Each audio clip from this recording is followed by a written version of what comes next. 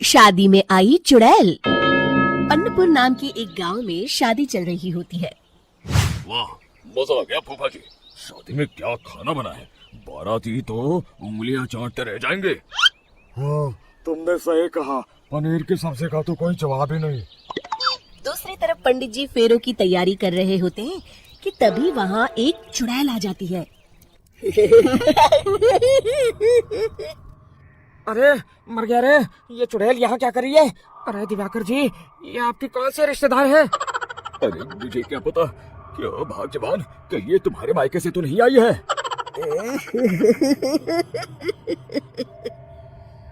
तुम लोगों की इस गांव में बारात लाने की हिम्मत कैसे हुई?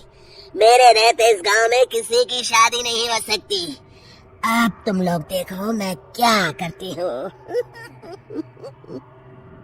अरे मर गया रे, मैंने सुना है ये जबान की पक्की है। भागो रे भागो, वरना ये चुड़ैल किसी को नहीं छोड़ेगी। हाँ, तुम सही कहते हो मोहन भाई, यहाँ से भाग लेने में ही हम सबकी भलाई है।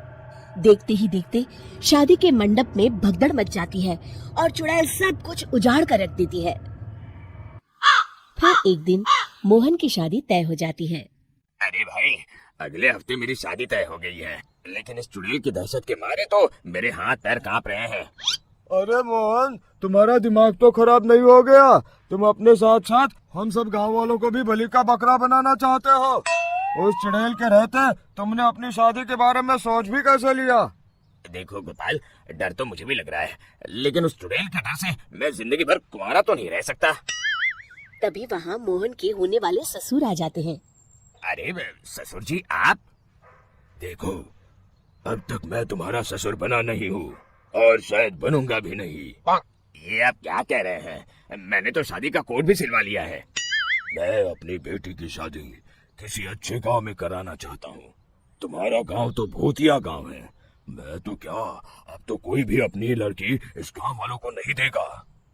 इस तरह चुड़ैल के डर से उस गांव में किसी की भी शादी नहीं हो पाती। फिर एक दिन गांव के जमींदार अपनी बेटी की शादी करने का विचार करते हैं, लेकिन चुड़ैल के डर से उनकी भी हिम्मत जवाब दे देती है।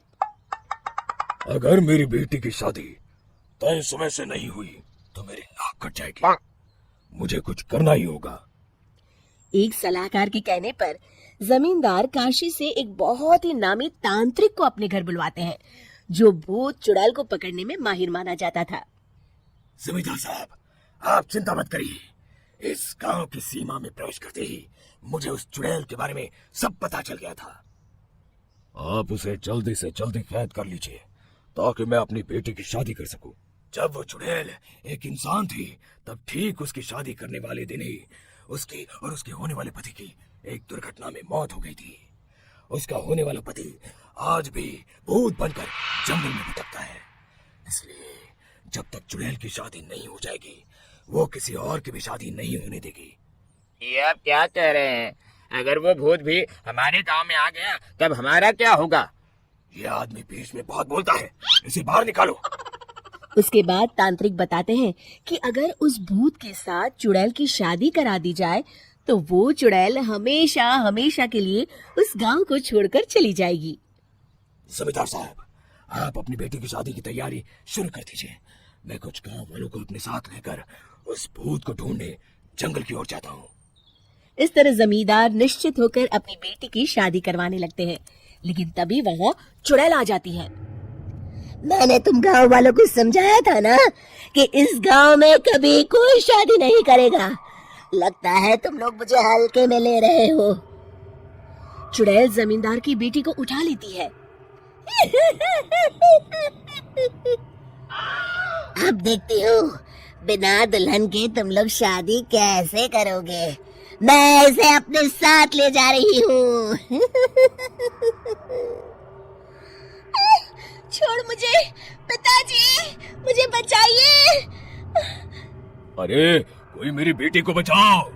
तभी तांत्रिक उस भूत को लेकर वहाँ पहुँचता है। अरे भाग्यवान, रुको, इन मासूमों को परेशान मत करो।